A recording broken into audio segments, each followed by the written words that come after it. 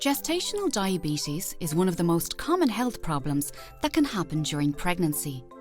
It affects as many as 12% of pregnancies in Ireland and can lead to serious problems for both mum and baby. Certain women are at higher risk of developing gestational diabetes. For example, if you are overweight, if you have a family member with diabetes, if you had gestational diabetes in a previous pregnancy, or depending on your ethnic background. If you are at risk, you will receive a blood test for gestational diabetes between 24 and 28 weeks of pregnancy.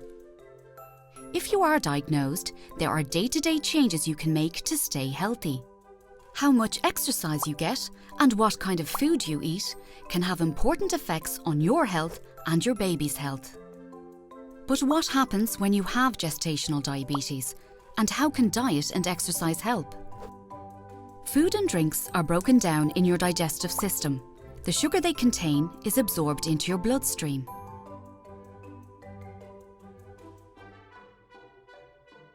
But sugar needs insulin to work.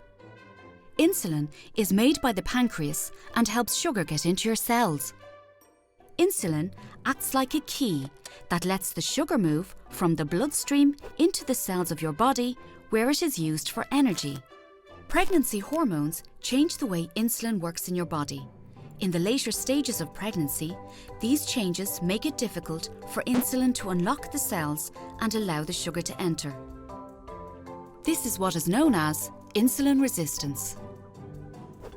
Some insulin resistance is normal in pregnancy, but this means that your pancreas needs to work extra hard to keep blood sugar levels in a healthy range.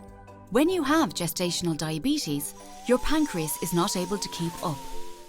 As a result, too much sugar is left in the blood. However, a carefully planned diet with high-fibre carbohydrates and no added sugar can make it easier for your body to manage the sugar in your blood. Exercise will also help keep blood sugar low, as it improves insulin's ability to unlock the cells and uses up sugar for energy. If blood sugar is controlled, your chances of a healthy pregnancy are the same as a non-diabetic mum.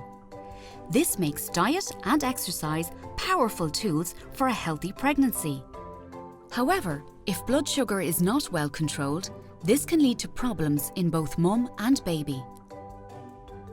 In a study of 23,000 pregnant women around the world, researchers found a link between high blood sugar in mum and babies that had grown too big.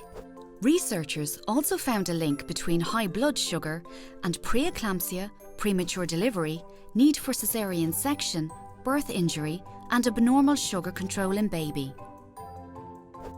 Diabetes during pregnancy can also put you and your baby at risk for problems later in life, including type 2 diabetes and heart disease.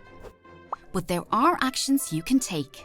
Changes in diet and exercise, combined with close monitoring, can successfully manage blood sugar in 7 out of 10 pregnancies. So no better time to start than now. To learn more about Irish research on maternal and newborn health, you can visit the HRB Mother and Baby Clinical Trial Network's website.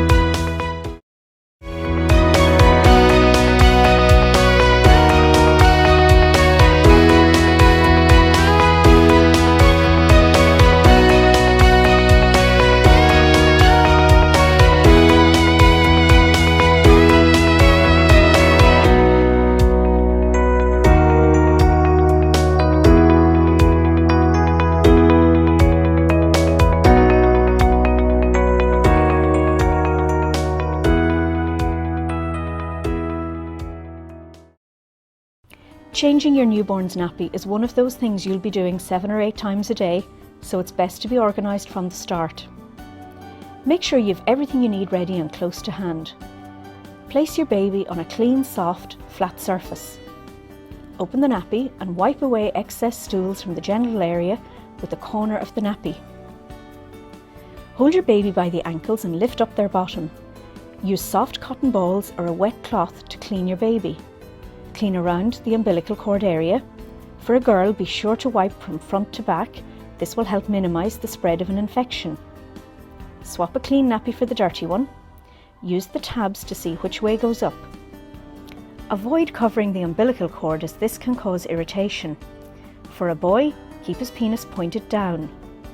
Fasten the nappy at both sides with the tapes, making sure it's snug, but not so tight that it pinches the skin. Retape the soiled nappy around the contents, put it in a plastic bag and discard it in the bin. Dress your baby and wash your hands thoroughly. Babies wet their nappies several times a day. The number of wet nappies is a helpful sign of how much fluid the baby is taking in. Generally, a baby should have 5 to 6 wet nappies each day. This is a good indication that they're getting enough milk.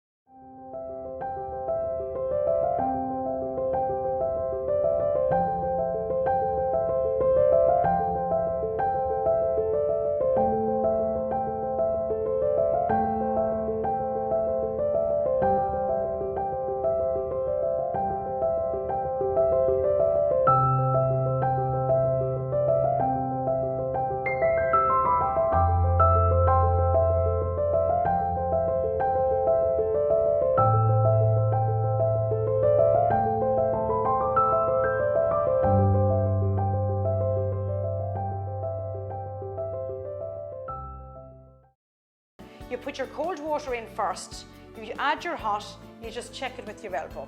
If it's comfortable for your elbow, it's fine for the baby. It's about 36 degrees centigrade, the water temperature. You put your hand underneath the baby's head like that. You just took the baby under your elbow resting on your hip. Now I'm holding the baby in the same position and I'm going to wash the baby's hair. So just wash it nice and gently. This is a very good baby. And I'm going to come back onto my mat. And I'm going to lie the baby back down and I'm going to dry the baby's head well. Babies lose a lot of heat from their heads, so make sure that you dry the baby's head very well. Now, when you're lifting the baby into the bath, just turn the baby over on its side, over in this position. Just put one arm, your left arm, underneath the head and hold on to the left arm. And put your right arm underneath the bottom and hold on to the left leg. Now you see there is no way this baby's going to fall on me. I've got the head well supported with my arm here on the left and I've got a good grip of the baby. Now nice and gently you're going to let the baby into the bath. If the baby's enjoying it, of course, just leave them in for a little while. Babies are very used to water from being inside, so they love the sound of the water. I'm going to lift the baby out again. Now you see I'm lifting the baby out nice and gently. So you settle them down, give them a little cuddle, settle them down, and then you're going to dry the baby off well. Don't forget areas where they can get sore if you leave them wet. All babies are quite fat in here, so get right in there under the chin, because if you leave areas wet, they're going to get red and sore. They're all get right under the armpit here, where they're like that.